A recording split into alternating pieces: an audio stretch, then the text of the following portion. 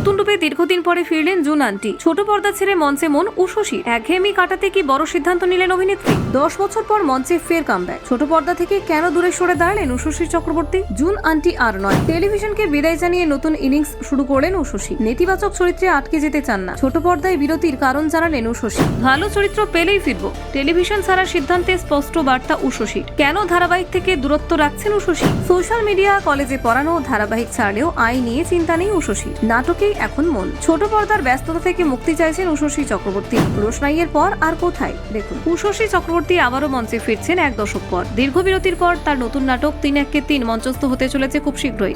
রাত পোহালেই শো, আর তাই অভিনেত্রী এখন প্রায় প্রতিদিনই মহড়ায় ব্যস্ত। এই প্রত্যাবর্তনকে ঘিরে ইতিমধ্যে উত্তেজনা ছড়িয়েছে নাট্যপ্রেমী এবং দর্শক মহলে। তবে এর মাঝে টেলিভিশন ইন্ডাস্ট্রিতে জোর গুঞ্জন, উষসী কি তবে ছোট পর্দা ছাড়ছেন? শেষবার উষসীকে দেখা গেছে রোশনাই ধারাবাহিকে।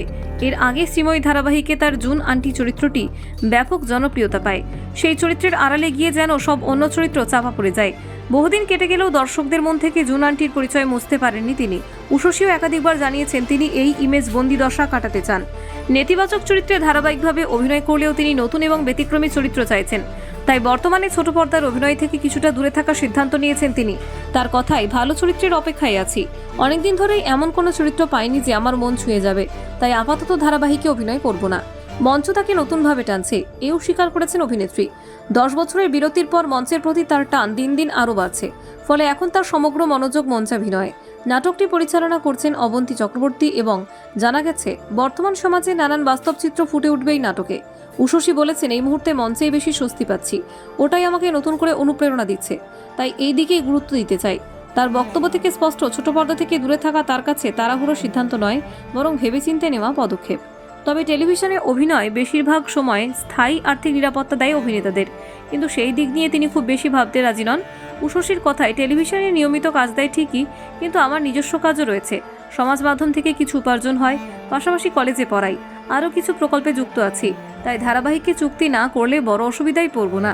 উষসী জানান, তিনি কোনো সিদ্ধান্তকেই চূড়ান্তভাবে না বলতে বিশ্বাসী নন। ভবিষ্যতে কোনো ভালো চরিত্র এলে তিনি কাজ করবেন, তবে আপাতত ছোট পর্দা নয়, মঞ্চই তার কাছে প্রধান। সেখানেই তিনি নিজেকে নতুনভাবে আবিষ্কার করতে চাইছেন। টেলিভিশন থেকে দূরে থাকার সিদ্ধান্ত নিয়ে কিছুটা দ্বিধা থাকলেও মঞ্চ তাকে নতুন সম্ভাবনার দিক দেখাচ্ছে। রিহার্সালের মাঝে তিনি বুঝতে পারছেন অভিনয়ের এই পরিসর তাকে আবারও উৎসাহ ও শক্তি দিচ্ছে। নাটকের বিষয়বস্তু সমসাময়িক সমাজের নানান প্রশ্ন ও বাস্তবতার উপর ভিত্তি করে জানিয়ে তিনি ভীষণভাবে উত্তেজিত। এটি তার কাছে কেবল অভিনয়ের সুযোগ নয়, বরং নিজেকে শিল্পী হিসেবে নতুন করে পুনরাবিষ্কারের ক্ষেত্র। উষসীর মতে, মঞ্চের প্রতি ভালোবাসা তাকে সবসময় টেনেছে, তবে নানান ব্যস্ততায় এতদিন ফিরে আসা হয়ে ওঠেনি। এবার ফিরে আসার পর তিনি বুঝেছেন এখানেই তার সবচেয়ে বেশি আনন্দ। মঞ্চের উজ্জ্বল আলো, দর্শকদের সামনে সরাসরি অভিনয়, সব মিলিয়ে এটি তার কাছে অন্যরকম অভিজ্ঞতা। দীর্ঘ বিরতির পর মঞ্চে তার এই প্রত্যাবর্তন শুধু ভক্তদের নয়, নাট্য জগতের কাছে গুরুত্বপূর্ণ। তিনি নিজের অভিনয় জীবনে নতুন অধ্যায় শুরু করতে চলেছেন, আর সেই পথ চলা কত দূরে পৌঁছাবে তার সময় বলবে।